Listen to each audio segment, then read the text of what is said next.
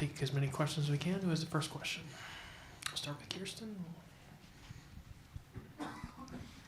Blake, I know you're someone who likes to take in a lot of information before each start. When you look at just the outing that you had against the Blue Jays in August, compared to kind of what you've been seeing and preparing for now, without giving anything away, what stands out to you as to how different this lineup just could be if you think it is? Yeah, I mean, they got a lot of confidence right now. They're doing a good job of just like each at bat, like fueling off of each other. And yeah, I was able to watch some games and really watch them. And no, I mean, they've always been a good lineup. Bat to ball's good. So yeah, I'm excited for the challenge. Other questions? Go to Russ on right up front. Hey Blake, you obviously pitched in a World Series before, but going into this one, how does the night before compare to maybe that first time? Yeah, I mean, for me personally, it's just everything gets quiet and focused, and just start processing what you want to happen, what you're going to face, and just start, building from that. Other questions? We'll go to Ron up on Blake's left. For Toronto, Trey will be making his 7th ever big league start. I think your 7th start, you got your first ever road win at Coors Field. How unprepared do you think you would have been back then being thrown into a game like tomorrow's? I don't know. I don't know his journey versus what my journey was to get to the big leagues. Maybe he's pitched in a lot of games that have prepared him for it. I mean, I know he's been doing good with the playoffs, had a really good game and a tough one and a decent one. So I don't know. There's just so much, he's facing a Dodgers lineup that's really good. How's he going to react to that? There's so many questions. And I don't know him personally, so I don't know like the makeup, but it's definitely a difficult task for him. Just looking at yourself, how much more do you know about pitching in the major leagues now than you knew then? Yeah, I was a baby. Yeah, I'm night and day different. Just experience is everything. It matters, and it's what makes pitchers really good. It's just time. Thank you. We'll stay in the same row. 2 over. Hi, Blake. How much and in what aspects do you think you have improved since 2020? 2020?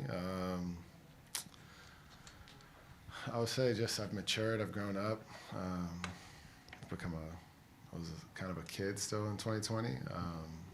To a man, family, wife. A lot's changed, yeah. And then with the game of baseball, just how I view it is a lot different. It's more personal than it's ever been, just because I know I only have so much time left. I'm not young, and I don't really think about the ending. To right now, I'm just more appreciative of the moments, the time, and what these mean for my career. 4th row on your left, Blake. Tyler. Blake, your last World Series game, everybody remembers it, total dominance until they took you out. How long did it take you to process that whole night, and how often do you still think about it, and now that you're back here finally? Yeah, I don't think about it really at all anymore. When it happened, I'd say probably for like a week, I was thinking about it, what could have been different, what I could have done, the ups and downs of just, feelings. But then it ultimately led to if I would have done more early on in my career to gain his trust, it would have been a different outcome, I think. So learn from it, and ultimately it made me a better pitcher, just because I understand the game more than just myself, just the pieces, the parts, and how it all works. So yeah, I mean, for about a week, the ups and downs of could have been a World Series champ, this, but there's still Game 7, and who knows if we win Game 6, and just so much in the air that, yeah, I finally just let it go. 2nd row from Blake. Claudia. Hey, Blake, how do you approach big game hitters like Guerrero Jr. and Springer? I can't really give too much away. They're veteran hitters. They know what they're doing. They know what they're looking for. They're going to be like, yeah, I don't know how to I could tell you in a week. Up front on your left, Blake. Blake, you won multiple Cy Youngs. You have pitched in the World Series, but where would this Game 1 start in a Dodgers uniform rank for your career? Right now in the moment, it's the most important start of my career, yeah. Have a chance to win a World Series, the ultimate team goal, and yeah, this is probably the biggest start of my career. This third row up front, Jason. Blake, I actually want to play off that question. The list of pitchers who have started Game 1 of a World Series for the Dodgers is pretty glittering. It's pretty famous. What does it mean to you to join that list? I mean, yeah, it's exciting. I mean, I'd have to look at the list and see who's on there, but I have ideas. Yeah. But no, I mean, yeah, I mean, just wearing the uniform, a Dodger uniform, is special to me. So to be on that list is cool, but you want to have impact on that list. That's more important. Do a few more. Third row on your left, Jack. At the start of the playoffs, you talked about wanting to challenge yourself in this environment against the best players. I mean, what have you kind of learned going through these starts, and how much fun have you had just being in this kind of environment and pitching at this level, and you know, all the little things that go into having successful postseason starts, being able to do that? Yeah, you're just learning. Each start, you just learn. You go through the game, you dissect what you like, what you don't like, where you got lucky, where maybe you didn't get lucky, but you're just trying to find a way to get better, and you're trying to understand, you know, what's the hitter trying to do. So it's the most important thing to pitching is understand what's their plan. How do you figure that part out? And then you have environments. You play on the road. When you're younger, you know, you can let it spiral and get to you. As you get older, you just understand like it's an environment, and however, you know, how are you going to take it? Like, are you going to be a part of it? Are you going to enjoy it? Or you just kind of learn from it. But for me, I mean, this has been amazing. I pitched in Philly, Milwaukee. Both were great crowds, electric. I saw the crowd Game 6 and 7 here. Watched both of those games fully, and was really impressed with the crowd here as well. So I can't wait. I'm excited.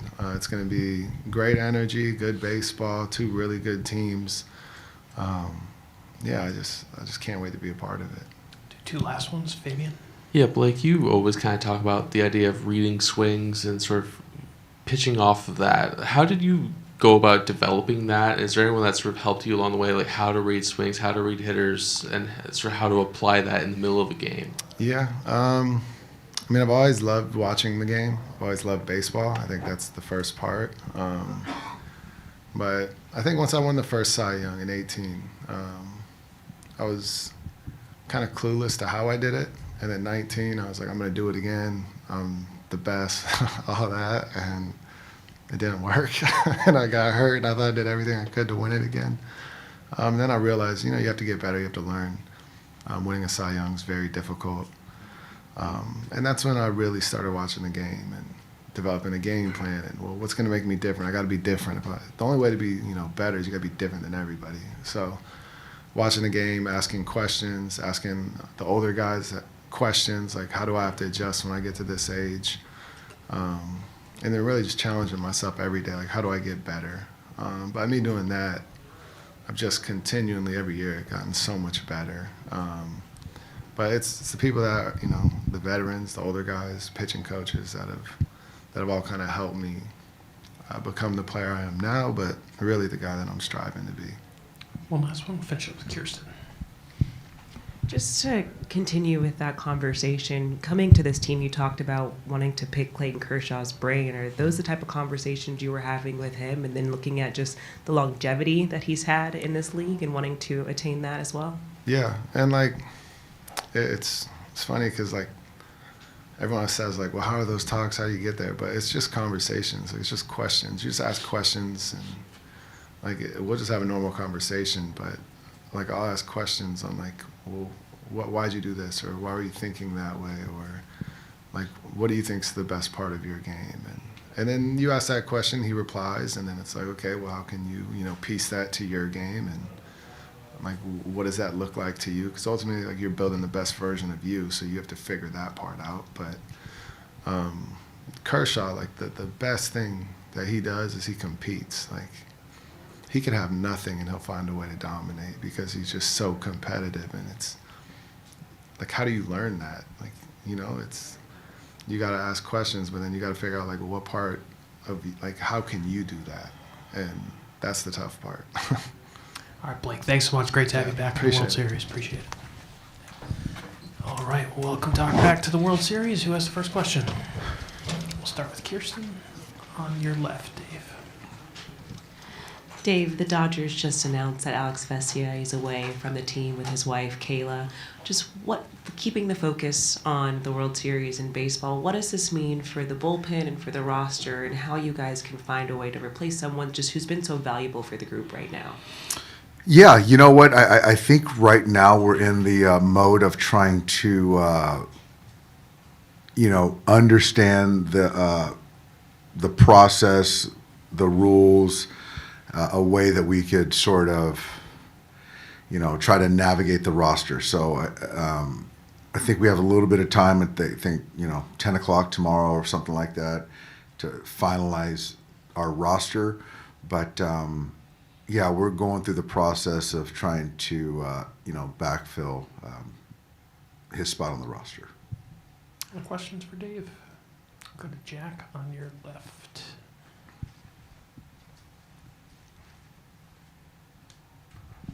So just to clarify that, are you anticipating he won't be available this series, or is there a way that maybe if it's like a bereavement situation or something like that, you could add him later? You know what, honestly, Jack, I think we're just going day to day with really no expectations. Go to Alden over there. Oh, Kevin. Dave, with you guys having been here before and having a lot of veterans players on the team, and the Blue Jays, most of their guys seem kind of, really excited just to be here. Is there an advantage one way or the other? I mean, to them it's all new and they're very excited about it.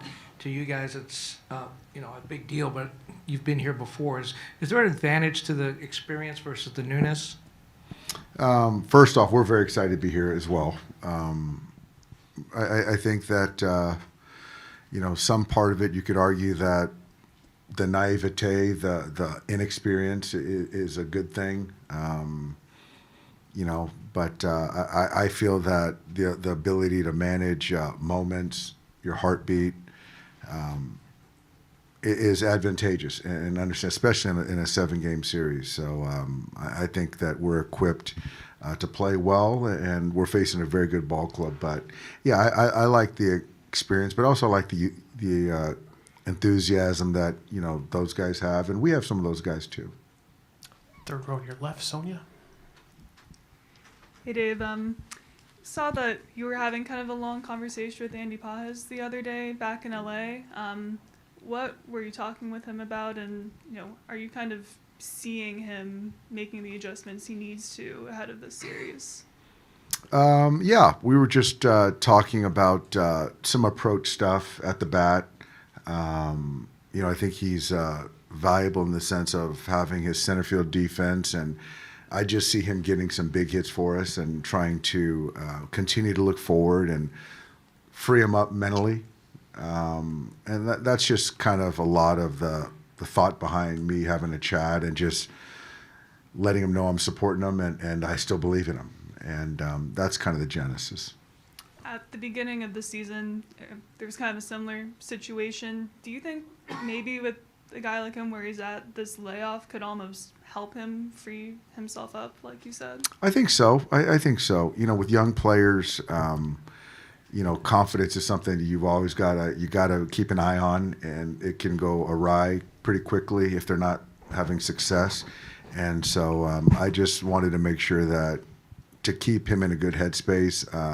But yeah, to be able to not have to get hits and take some time to have some lives, not have to look at the scoreboard and feel better about your swing. I think there's some good for that for Andy for sure.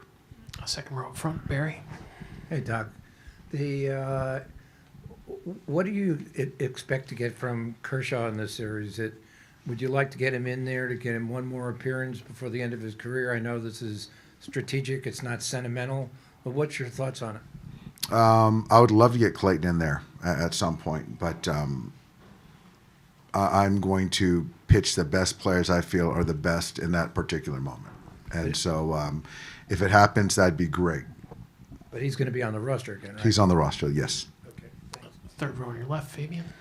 Yeah, Dave. How different of a World Series do you think this will be for Shohei, especially considering how early in last year's series he got injured?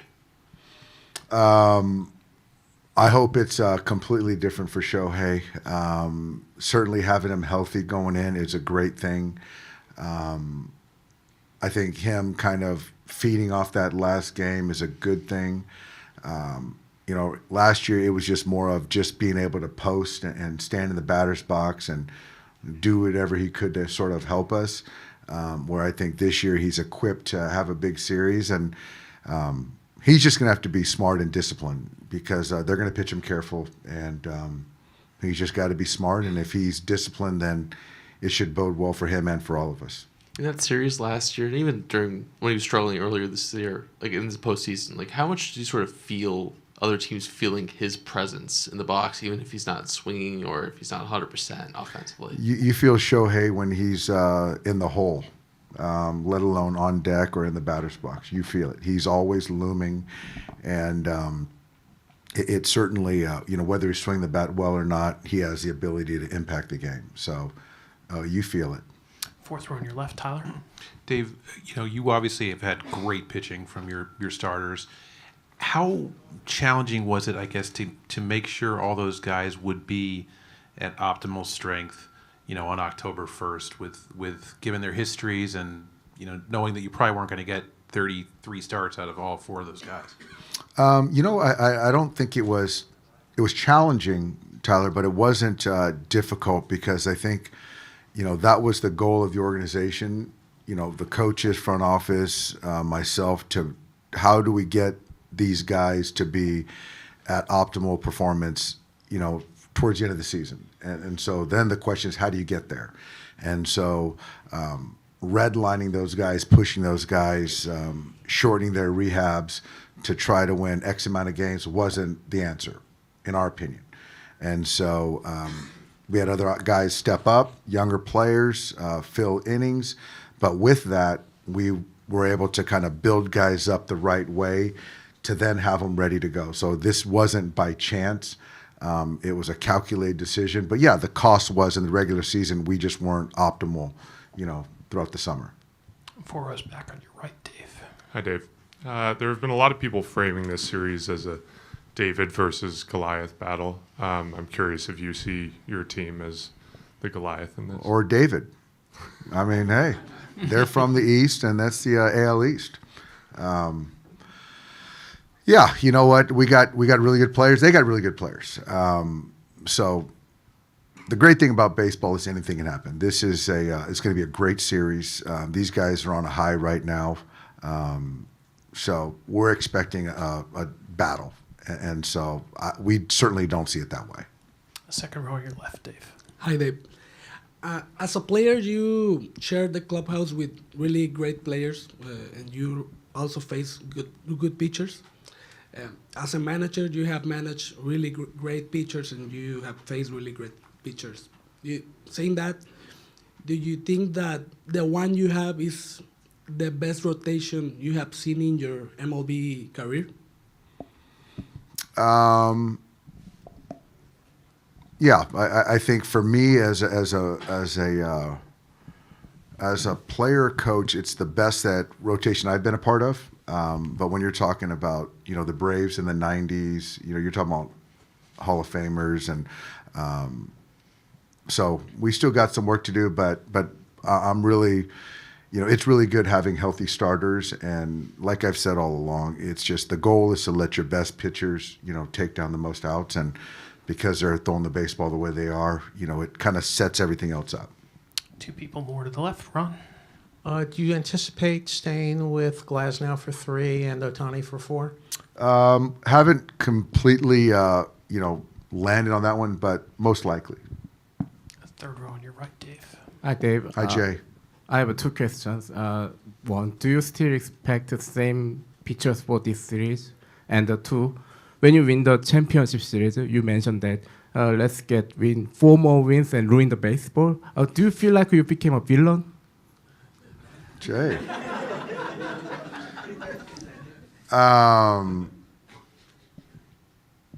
What was the first question, Jay? I mean, how many pitchers are gonna bring this series? Yeah, I think we're going to go the same kind of similar roster. Similar. There might be a couple little tweaks, Jay. I don't feel like I'm the villain. I was just poking fun at some people that said that the Dodgers were ruining baseball. Clearly, I don't believe that. I think that baseball is in a great place right now. Very great players, very exciting. Viewership is up. This is going to be a great World Series. So I was just having a little fun with people that said that about the Dodgers, but I hope I'm not the villain. Do a couple more. Second row on your right, Dave. Hi there. It's the World Series. You're in Toronto. Do you have any special memory in Canada? I love Toronto. Toronto's a great city, great people. Canada's a great country. I remember being here with the Indians at the time and, having a good series and just playing the Blue Jays. And so played here when I was with the Dodgers, stayed in the hotel room in center field one time, so that was fun. But yeah, I have nothing but fond memories, yes. Standing against the wall on your right, Doc. Hi, Dave. At this point of the World Series, do you think you have a stronger team than the last year? Yes, I do. I do. I think that, Shohei is healthy, as we mentioned. The starting staff is in much better shape. And position player-wise, we're healthy. So, yeah, I do. One or two last ones for Doc. All right, we'll finish up with Claudia. If we can just get her the microphone in the middle. Hi, Dave. Do you expect your starting rotation go deep in this World Series? I do. I do. I expect them to pitch well, yes. All right, Dave, if you're a villain, you're a very friendly one, so thank you. Thanks, Jay.